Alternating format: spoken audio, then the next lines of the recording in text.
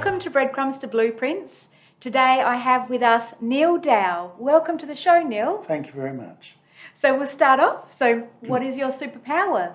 I'm psychic, and I've been psychic from the age of 8. Then when I came to Australia at 19, I joined a spiritualist group in Elizabeth in their psychic development.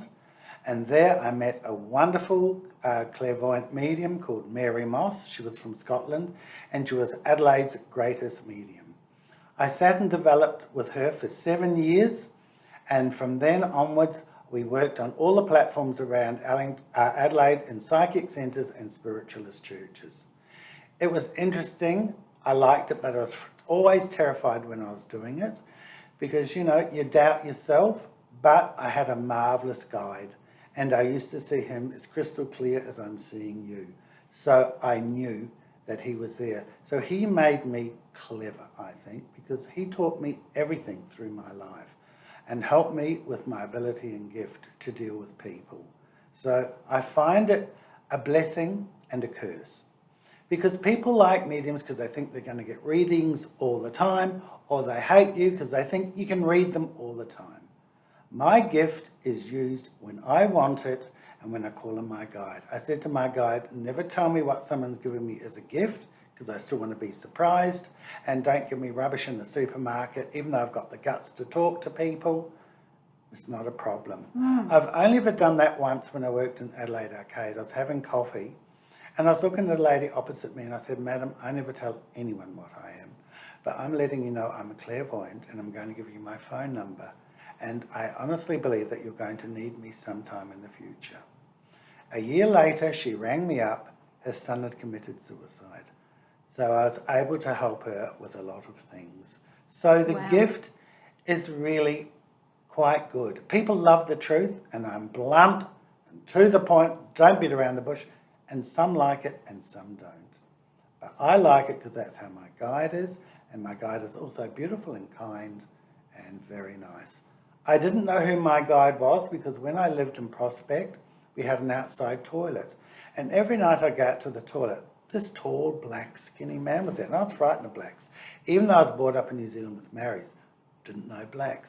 But he'd say, hello, Neil, how are you? And I thought, I must be simple. But never mind. So one day I got a book of all different nationalities in the world. And he was a Maasai warrior. And however I was on the platform, he'd be dressed up in finery or just in his ochre-coloured cloth with a stick, and he'd tell me how I went and everything else. And he was God's gift to everything. If he said, Neil, go outside and saw your arm off, I'd do it without questioning anything. I must have been quite naive because I believed everything in spirit and saw amazing things. And so I've had a beautiful life with spirit, and even in my development group with Mary Moss, we saw amazing things. Even my dog was psychic and see the spirits coming in and everything else. So it was really, I've been very blessed. Yeah, amazing. Absolutely. Yeah. When you were 8 years old, and that's the age that your gift came online, what were you doing? We lived by a forest and stuff, so I'd go there all the time because I was basically a lot of times a loner. And I saw all the nature spirits, and then we went to Christchurch and see my auntie, and she had a lovely little cottage at the end of her magnificent garden. And I saw these little elves there, male and female, and they were telling me all sorts of information. But I didn't tell anyone because I thought I was stupid. And they're called elementals? Sorry to interrupt. Elementals are elves and fairies and things? Elementals, just for the viewers, And what else? In the forest? In my auntie's house I saw them, and also in the forest. In the forest? Yes. That's when it started? Yes, and then that's how I learned to tell the time, because I told people we've got a great big grandfather clock in the house, but there wasn't one. Whoa. But I saw it, and I told everyone had this beautiful white horse. No one could see it, but I did. So it made my childhood and growing up very, very difficult. And I look back now and I say, well, thank you for all those awful experiences, because they've made me understand people's lives and everything else, because I'm able to look at all sides of someone's situation and problems. So it's been wonderful, and I love doing it, and I love seeing people and telling than what my guide's passing on and everything else. So it's a lovely, valuable tool, and I really love working with them. And I hope I'm still going to live for a long time and work with them because I love them. You are, absolutely. So, Neil, okay, so realise the psychic abilities when you were 8, Yes. went into the forest, Yep. saw elementals, Yep. the elves. You've told us about your background. Mm-hmm. It's before the age of 8? You were living in Australia? No, I was in New Zealand. I came New to Zealand. Australia So when you're I was from New 19. Zealand. Yep. Right. And so when I started in the so-called development group at Elizabeth Spiritualist Church, Yes. they were doing weird things, and I thought I'm really off the planet. What type of weird things were Oh, if you see daffodils, it means spring. If you see this, it means that. And I go, I just get it. You know, I don't have to get bloody symbols. So one day there, a fabulous lady in the 80s called Grace Jucha found a member of the spiritualist group. She said to me, Neil, you've got a message for me. I said, no, I haven't. She said, you're lying. You have. Now tell me. I said, okay, Grace. This man walked into the church and he stood beside you. He pulled his false teeth out and waved them in the air. She said, that was my brother, and that's what he always did. So please always tell me. And from that time onwards, I never kept a thing in. Wow. So that's why you say what you say. I do. If I see it, I'll tell you. I do. Yeah, I hide amazing. nothing from anyone because, see, I'm not meant to know all your business. I'm just a transmitter passing information on to you. Then in the last maybe 10 years, I thought I've lost my gift. And my guide said, no, Neil, people don't need contact with dead anymore. It's about now teach them about life. And so that's what I do. And I fix their problems. And if anyone's passed on and want to turn up, they do. And is that because the vibration of human beings has evolved to a degree that we need to look at it now from that perspective? Probably, because I look at life now and when I see clients, a lot of them are lost. And, you know, and a lot of them are sad because they don't tell people things that they tell you as a clairvoyant. Because then I can help them. And I only see one client a night, and if they need to come for 1 hour or 5, I still charge the same price, and I never let anyone leave my house unless they're sorted out. Yes. Because that's what it's about. I'm not after money, I'm after helping people. Amazing. Yeah. And your guide, you know, who you channel, is that? Yes, I do. Yeah. Because, see, I'm clairvoyant, which means I see. I'm clairaudient, which I hear. And clairsentience, which I feel things. All of it. All of it all goes at the same time. People might think I'm talking, but the guide can be standing over there and he's telling me everything. And even dead people might just jump in and who belong to the clients and they give them all the information. So it's really good. So but I don't say your father's here unless he gives me all details about him because any idiot can tell you that. Yeah. And I'm not like that. No. And, you know, for me, when things come to me, I don't know... I feel it's a guide. It would be. Yes. I don't know the name of my guide, but some people know the names of their guide and their history, but I'd like to know how you know. I've been a working medium for over 50 years, and my guide has never, ever given me the name. They don't. Because I laugh. So many have got, Archangel Michael will bugger me. I haven't got a bloody Archangel. So where is he? Yeah. And my guide's changed from the MAASI, and when he left, I just cried and cried. He said, Neil, I've taught you all I can teach you. Right. But there's another one. And so another one came in. So that's the one I work with now. But I work with a band of them. So I don't care who they are. It's the quality of what they do. That's it. And I see them from time to time. Lovely. Now, people always say, oh, is my grandma around and whatnot? And I say, I don't know. My father's been dead for 40 years. I've seen him twice. My mother's been dead for 2 years. I haven't seen her. And my sister's been dead for 9 years, so why is it important that one of yours have to jump in? I just want to know how they are. Well, I say to them, they're fine and happy, because if they weren't, you would feel it. And any special event you have, or any important thing happening in your life, they are always there. Yeah. Now, it's hilarious. My mum died during COVID in New Zealand, and I couldn't see her when she was dying. I couldn't go to a funeral. So about a month ago, I went on a cruise to New Zealand, because I wanted closure. And I want to go to Wellington and see my mum. So I went to the cemetery. Wow, we had fabulous weather on the cruise every day. Go to Wellington, freezing cold, howling wind, all the artificial flowers were blowing around in the air, nearly got blown over the headstones. And I said, Mum, what are you telling me? Is it don't bother coming here anymore? Because I didn't feel her and I didn't see her. But I got closure and I felt good. Yes. So it's still necessary to do that. It was. But yeah, it was. that's it. Because Very there's a duality of everything, isn't there? There There's always is. other sides to things, or many facets, I like to say these days. And Yes. also you can see animals.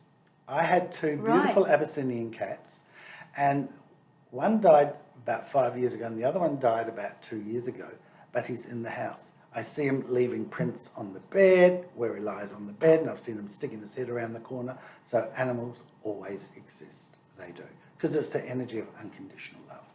Fascinating. It is. You know, I heard, I'm really into Dolores Cannon, and there was, and I read a lot of her books, and there was discussion that animals, if you have one as a pet and you give it that love, you're actually giving it an identity. Yes. And apparently that enables that soul to become one day perhaps a human being or some other... I don't know if they would become a human. I really don't. And people often talk about reincarnation, and I believe it. And a lot of people say, oh, look, my daughter, she's the living image of my grandfather. No, she's not. He's not that evolved. He's not that. Usually when someone reincarnates, they're much older and more evolved. And the one that's passed on, like the grandfather, he'd wait till all the family got to spirit world. And so there's wonderful keys to have a fabulous life. Yes. Every night I ask Spirit to heal my physical and my spiritual body, because everything touches our spiritual body first. So if you've got a sore wrist, you just say, God, please heal the sole of my wrist. With 3 minutes, the pain will go. And I ask them for everything, for money and a time frame and everything. So I live with Spirit 24/7 every day. And they help you. That's what they're there for. They're there to guide and help you with everything, because that's what your intuition is. It's from them. So if you analyse and whatnot, well, you're going to have a shocking life. You listen and your life's easier. I laugh with Spirit, and I always say to them, thank you, Spirit, for giving me expensive taste. Because when I was only earning $500 a week, I'd go and buy $5,000 carpets and all that stuff, and I go, oh, shivers, how am I going to pay for it? Then all of a sudden, I'd been a florist, I do weddings at home, I do readings for people, I decorate people's houses. So I made this income. So I said, thank you for making me multi-skilled and multi-talented. And that's what Spirit will do to all of you. That's why in life, never worry, because it fills your head with rubbish. So intuition can't come in and you confuse yourself. And that was my next question. How does one actually listen to that part of themselves? But what you just said is the answer. Release the worry. Let it go. Yes, because I say to people, why worry? Worry when you have to. But when you have to worry, you're fixing the problem. So there's nothing to worry about. And so I don't give a damn about other people. It's about look after your life. If friends have got cancer, I go, nice. I don't want to know where it is or what's happening. But I just send them love and healing. But I care for the carer, because no one worries about the carer, and the patient's getting help from the doctor. So that can change your view of what you need to do, and don't feel guilty. Because remember, the ones that cry the most at the funeral are the ones that did nothing. Interesting, isn't it? It's very interesting. Yeah, you know, you're an observer too, you know, of human much. nature, and you have this such deep understanding. Yeah. And that's how you're able to help, you know. So, you know, you've helped me, so I appreciate all the help you've given me too. But no, a lot of it is I've just got a wonderful, wonderful guide. I really have, and they're just fabulous. Did anyone else in your family have this ability? My mother was psychic. My sister was, but she was frightened of it. My mother's mother was, and several of my mother's sisters, because my mum comes from a family of 11. And so it's all good. And did they have the same gifts as you, clairvoyant? Yes, they did, but they didn't do it for other people. Because, see, a lot of people have psychic abilities, which I always say is intuition, then it builds on. It doesn't mean to say you're going to have to read for people or whatnot, but it helps your own personal life. That's it, making decisions about potential partners, or whether I should about take that job, buy that car. Yeah. And it's like, if you want a partner, don't say, God, I want a boyfriend. You'll see anything in a pair of jeans. Know what you want. Not only in a partner, but everything in your life. If you want to buy a house, know what suburb, because then Spirit will manifest everything. And there's a wonderful trick spiritually. If you see a house you love, put a $2 coin in the garden, because that's your deposit, and you'll find you'll end up with it. I love it. It's very, very good. And I have discovered most people can't accept. Now, when I lost my home, my business, and all my money, I wanted to kill myself, because I thought, what's the point?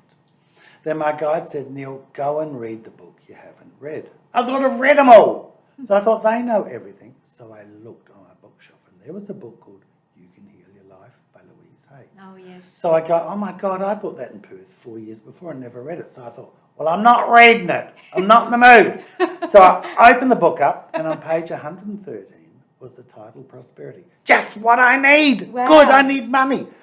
And in that, there was a little sentence, and it said, I deserve the best, and I accept the best now. So I said to Spirit, I'm going to use that as an affirmation. Can you please teach me about it, how it works, and also how I can teach others? So there's 3 key words in the affirmation. The first one is deserve. Now, a lot of people don't think they deserve anything. I deserve everything. And guess what? I get it. So if you don't think you deserve it, Spirit cannot give you anything. The most important word, which will change your whole life, is the word accept. Because everyone says, oh, I'm a wonderful giver. Well, if you're not a good receiver, your giving is conditional. Have a look when you have a fight with your best friend. Oh, I did everything for her. I did this. But if you do it unconditionally, you remember nothing.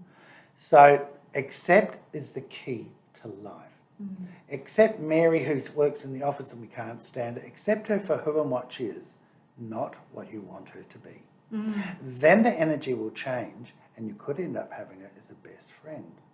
And accept means you must accept a compliment, a gift, and whatever.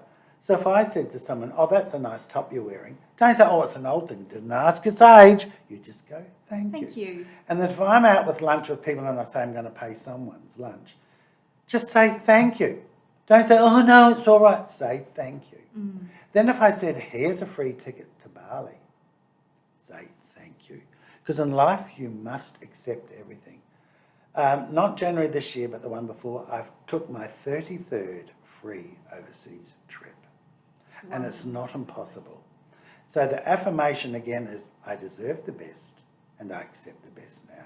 It will change your life. And that came from my spirit people. And they said, give it to everyone because they all need it in this day and age. And I do. I will absolutely put that down in the description. People it's want to very, very important. It will change your world.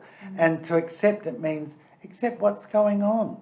And always remember, nothing that's happening in someone else's life is none of your business, so don't worry about it. I don't give a rat's wart what's happening in people's lives because they're not paying my rent.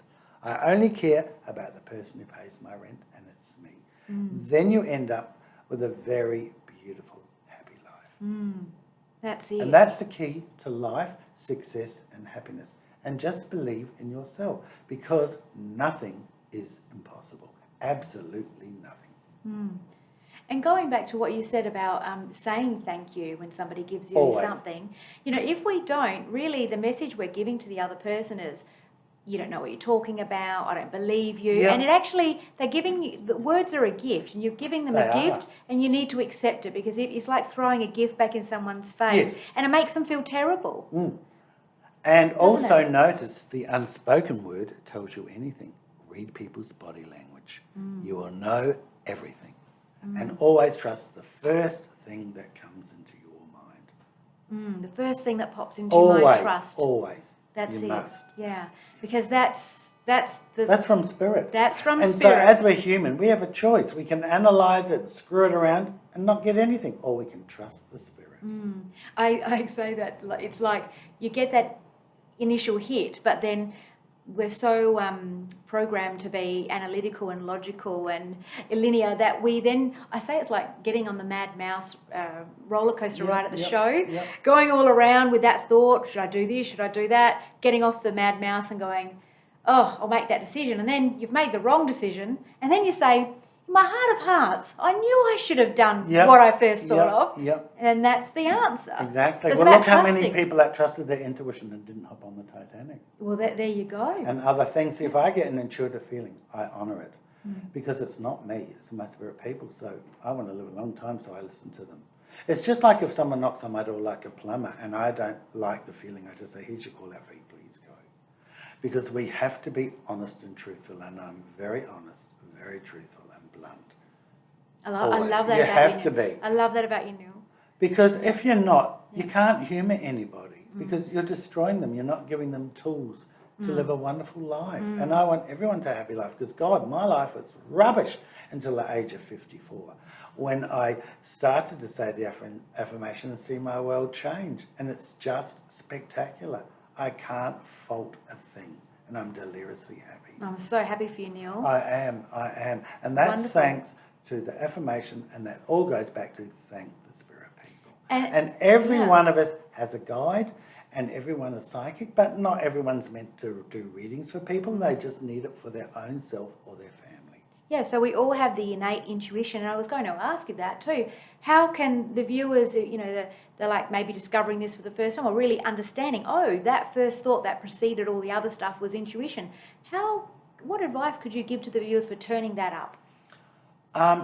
To turn it up, I would say just trust and listen to what you feel or think. Because it's easy. See, I use sometimes tarot cards, but I wouldn't study them because I don't want to use someone else's words. I use them as a tool, and I show people how to do it.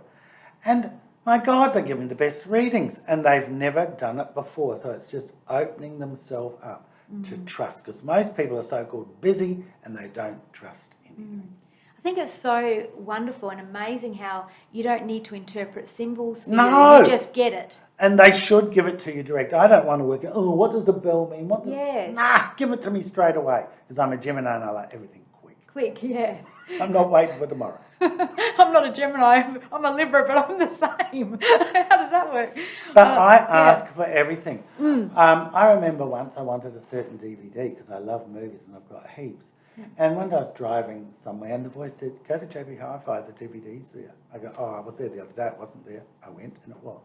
And that happens every time with every single thing I want in my life. That's very interesting. As an example from my personal experience this morning, I had something up on Marketplace that I was selling, and somebody's interested in it, and I couldn't find where I put it.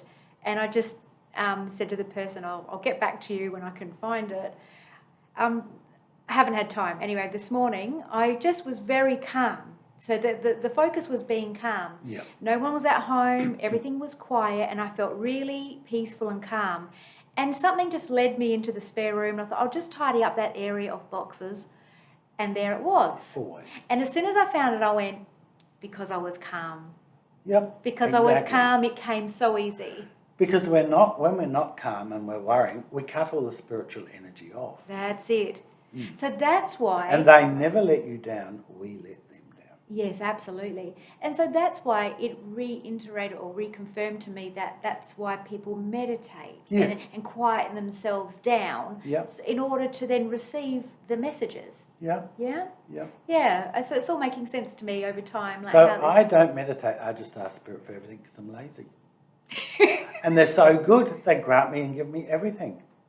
Even when COVID was happening and I was in New Zealand and the Prime Minister shut the door and I was trapped. So I rang up Qantas and they said, your flight's cancelled. I said, Merry Christmas. How come you didn't let me know? I'll have a lovely holiday in New Zealand. I said, no, I won't. So I rang my brother, and this is a perfect example of nothing's impossible. He found the last flight of New Zealand to go to Australia. I got on it. Okay, it cost me $1,000. I should have said I wanted to get out for free, but I didn't. But I got out. So see, it's never doubt anything and trust it. Trust, that's it. Definitely. It's all about trust. Trust yourself. And trust the powers that be, because you've got to have the trust in yourself and that trust, and then they work together. Yeah. Absolutely. Well, we're learning a lot today, which is really good. That's why we're here. This is really great information for viewers who, perhaps they're just noticing this about themselves, or even just wanting to, maybe they're going through tough times right now and they're like, what, I'm going to tune into myself and get those answers. And how empowering is that? Huge.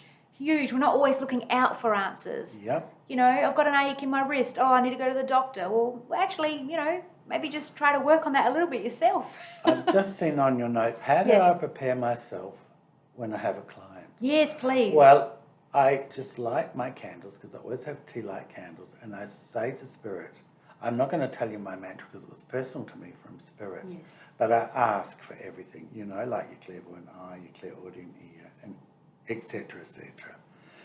And I tell them how I want it to be, Sometimes I sit down and say, give me a few things before they rock up, or I don't.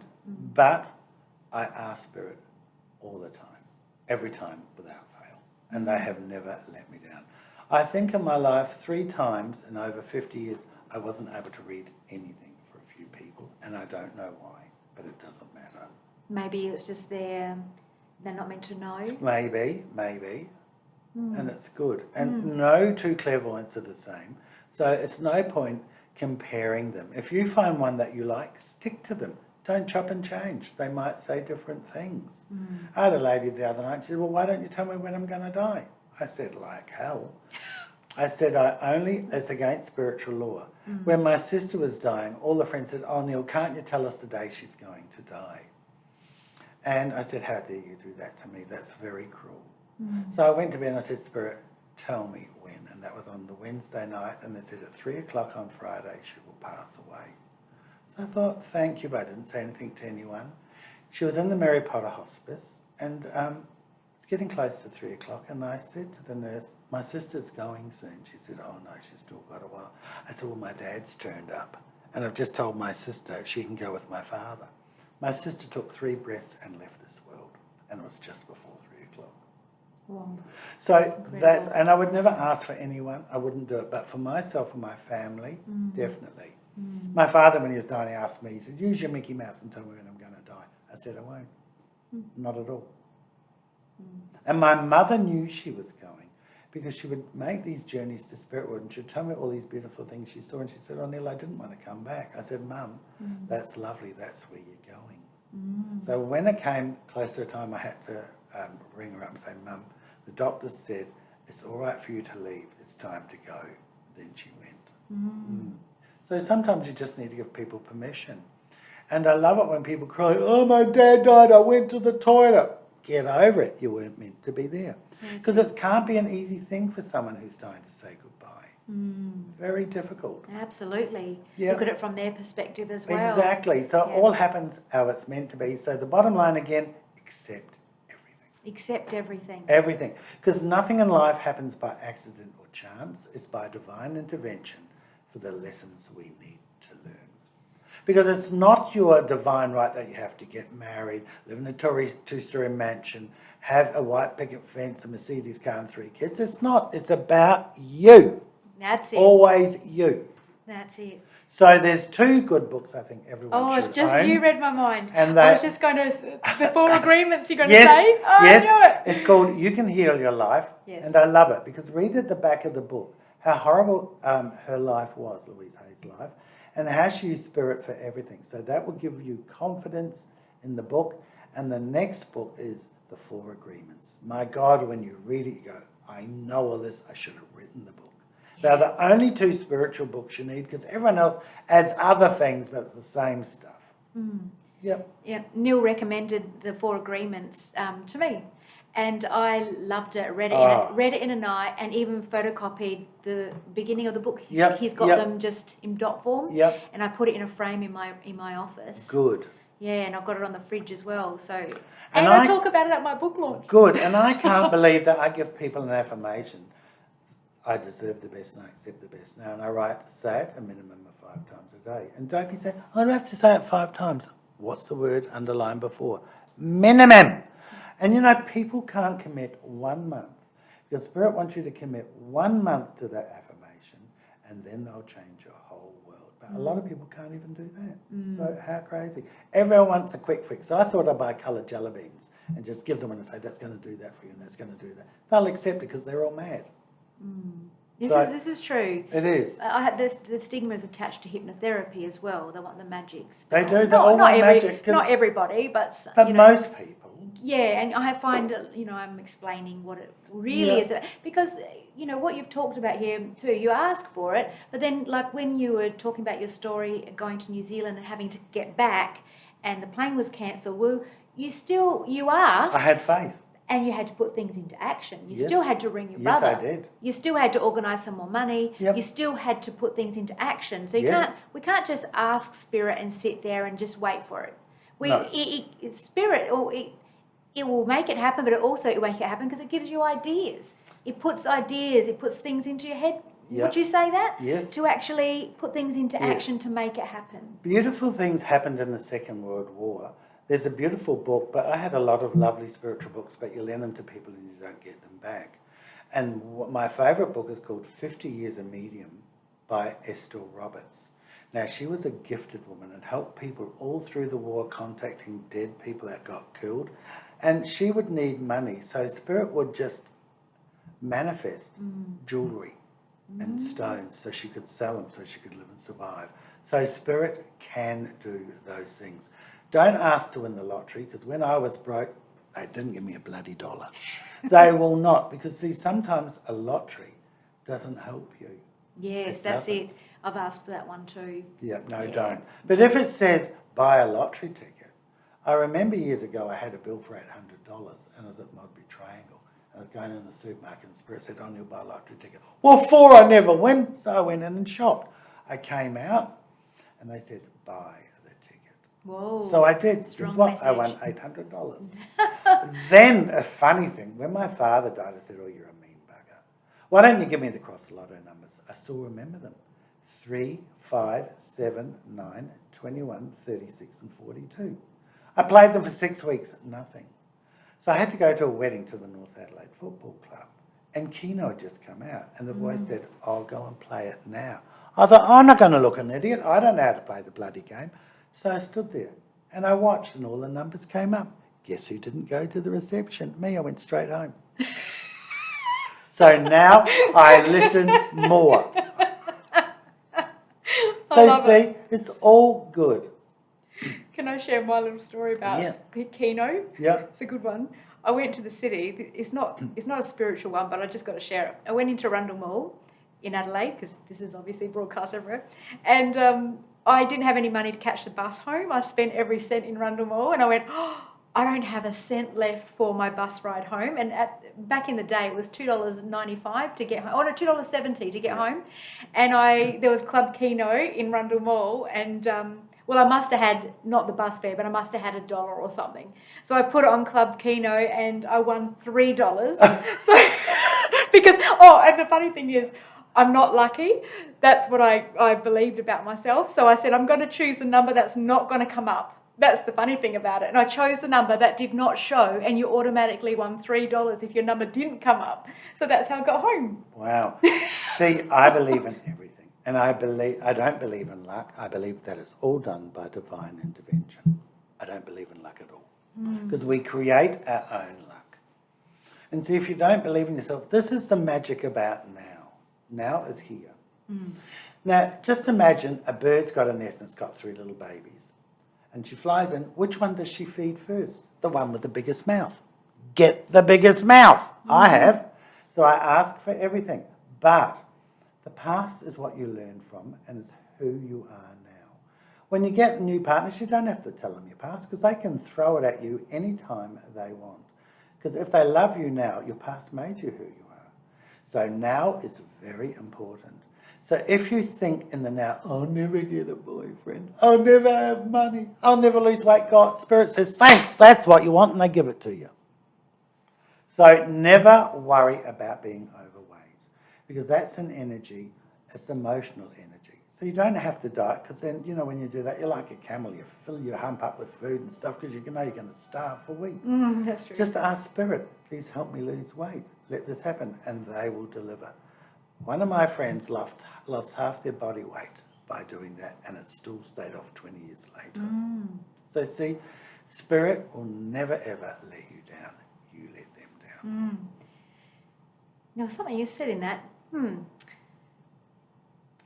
thoughts just escaped me, but it will come. Doesn't matter. Let's move on.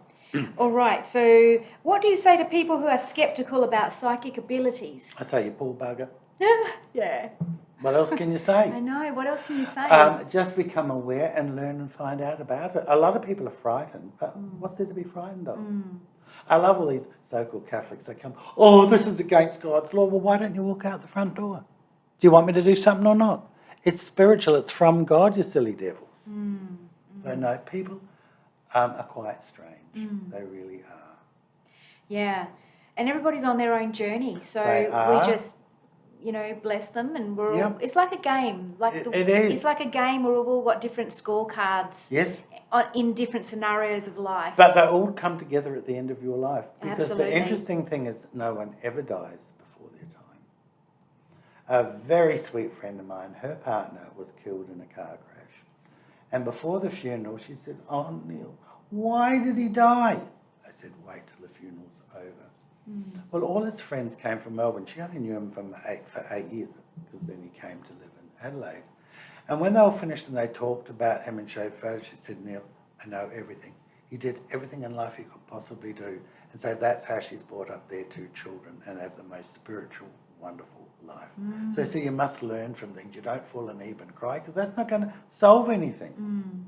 We're just so emotional beings, and like this earth is really a school of emotions, and It is. experiencing all the emotions. It is.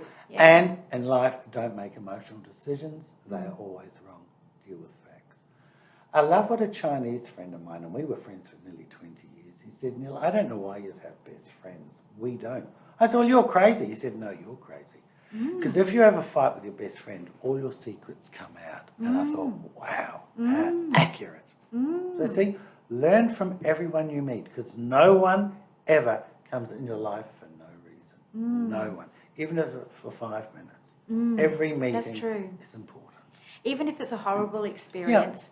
And, we've all had those, I guess. We have. But, just take the lesson out of it. Take the learning out of it. What is it showing you about yourself? Yes. And also, the way people conduct themselves is actually, when you experience that, you can actually see where they're really showing you how they think.